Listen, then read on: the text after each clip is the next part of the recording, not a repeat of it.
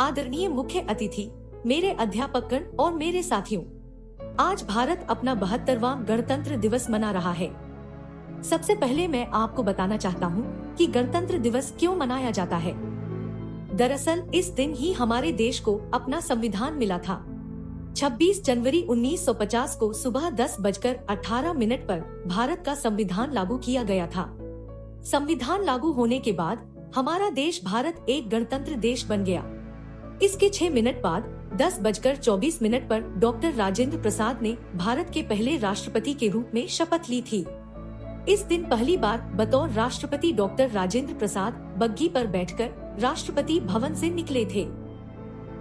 यह संविधान ही है जो भारत के सभी जाति और वर्ग के लोगों को एक दूसरे से जोड़े रखता है। भारत का संविधान दुनिया का सबसे बड़ा लिखित संविधान है।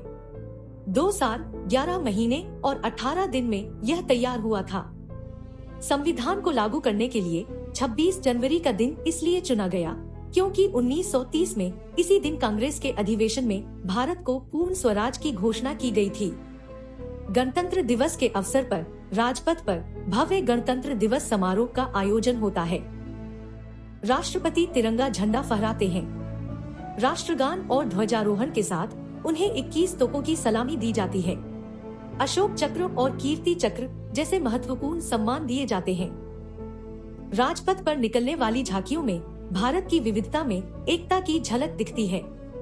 परेड में भारत की तीनों सेना, नौसेना, थल सेना और वायु सेना की टुकड़ी शामिल होती हैं और सेना की ताकत दिखती है।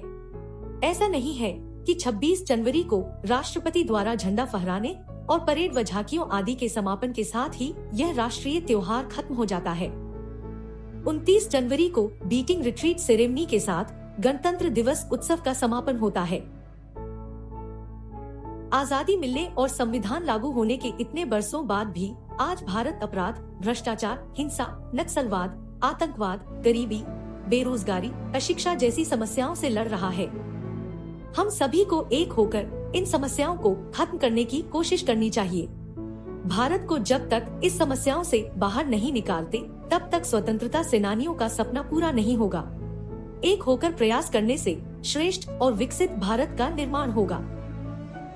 इसी के साथ मैं अपने भाषण का समापन करना चाहूँगा। जय हिंद।